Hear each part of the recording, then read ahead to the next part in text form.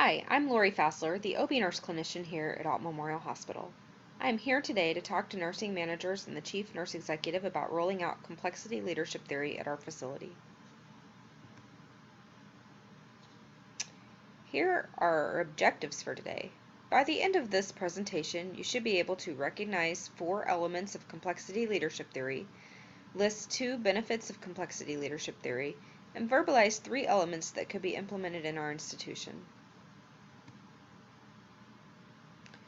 First, I'd like to give you a brief overview of complexity leadership theory.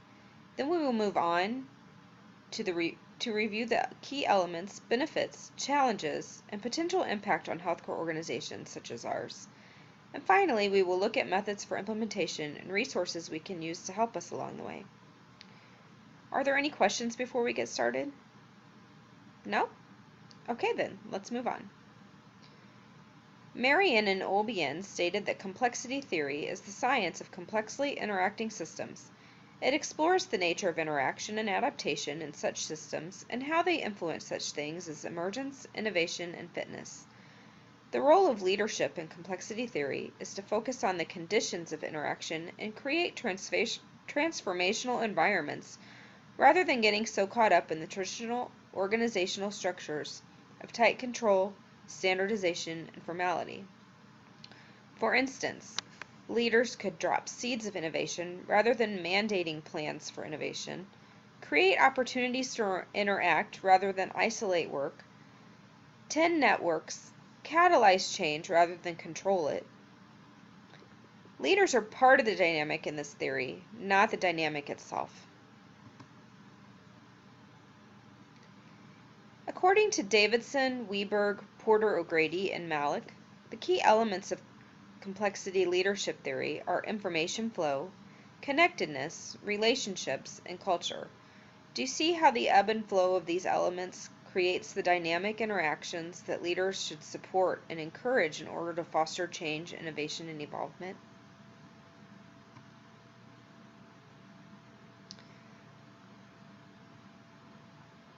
This slide focuses on benefits of complexity leadership theory. Complexity leadership theory improves team performance, increases the ability of the organization to adapt and innovate, and promotes quality outcomes. The shift to a more social model of leadership that's created when interactions and networking are encouraged fosters higher levels of trust among more highly cohesive and connected teams. These interactions allow for free flow of information and ideas in and between teams, increasing adaptability and innovation and promoting quality outcomes.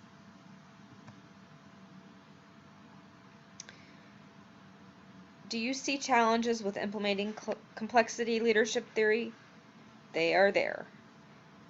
First, complexity leadership theory requires leaders to give up control and expect some unpredictability. Organizations, including ours, are traditionally not set up this way. The bureaucracy of most organizations features a top-down hierarchy, working in division, and a focus on standardization, formality, and performance. Instead, this is contrary to the tenets of complexity leadership theory. Finally, complexity leadership theory may be too broad to use as a standalone method of leadership, so it may be necessary to enhance its potential in our organization by utilizing it in conjunction with other theories such as transformational leadership.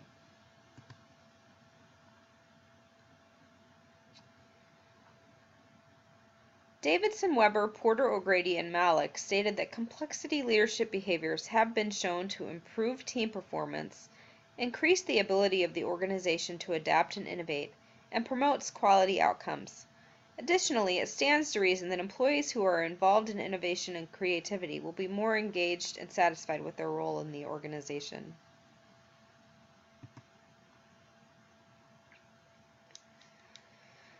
So, what ideas do you have for putting complexity leadership theory into practice? Let's see what the literature says. In order to implement complexity leadership theory, organizations need to focus on long-term leadership with an emphasis on collaboration and the construction of strong networks, systems thinking, innovation and creativity, and embrace dynamic tension. Focusing on long-term leadership interventions allows for development and of organizational relationships to be the focus through collaboration and construction of strong networks. Systems thinking enables the evolution and adaptation of the system by working on exposing underlying assumptions and allowing new ways of thinking to lead to new behaviors and organizational structures. This creates an environment that fuels systemic change. Such an approach provokes systems change from diverse parts of the organization, not just the top. Systems thinking accepts unpredictability as part of the process. Attention to innovation and creativity emboldens original and imaginative ways of thought and decision-making to support management and leadership. Innovation is known to be important organizationally, so we need to find ways to encourage it. One thing we can do to achieve innovation and creativity is embrace tension in the space between operating systems that place an emphasis on schedule, budget, and results, and the entrepreneurial system that's pushing for creativity, learning, and growth.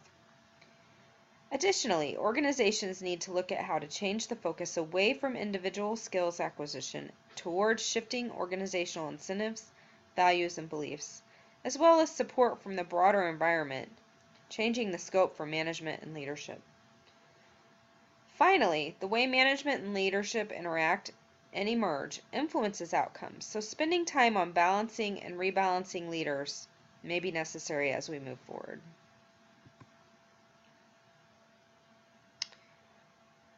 Arena and Ulbian give us some ideas on how we can further break this down into actionable implementation items. First, as alluded to in the previous slide, is the tension inherent in complexity leadership theory found in organizations.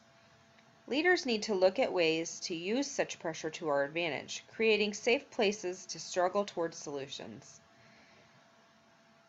Next, Arena and Ulbian mention adaptive practices. These practices enable interactions through various methods designed to respond to adaptive challenges.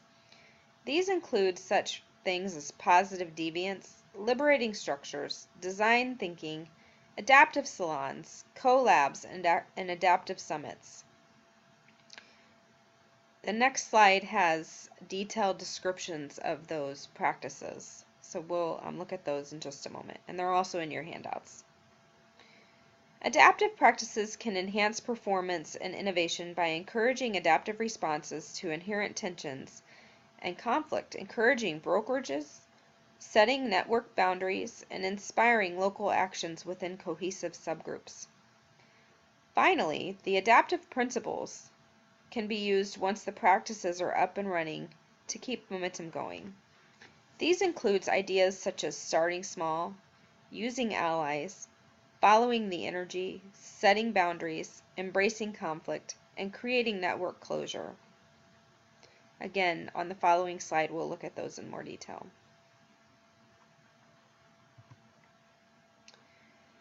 This is the slide that has the detailed descriptions of adaptive practices and principles. I'll give you a moment to read through those, and you can find them in your handouts as well.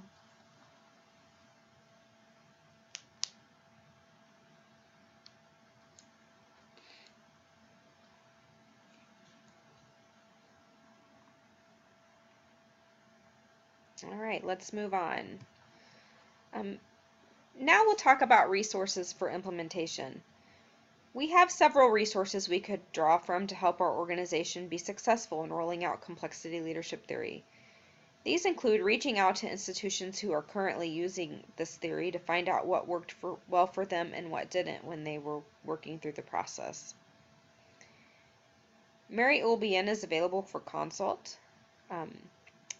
She has worked with major corporations including State Farm and the Florida College of Emergency Physicians and Emergency Medicine Foundation to shore up leadership practices in those organizations. Ulbian and her colleagues continue to research principles related to complexity leadership theory. In addition to the resources on the references slide, several scholarly articles written by her and her colleagues, as well as a video, are listed here that may be helpful.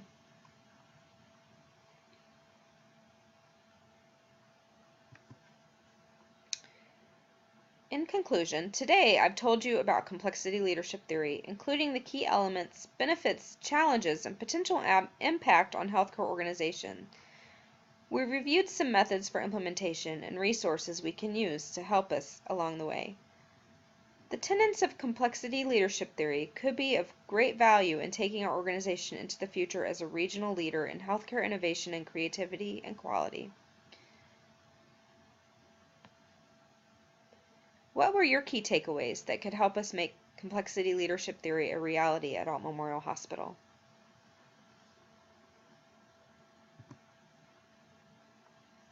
Here are our references. All right, are there any questions? No? Well, thank you for your attention and have a great day.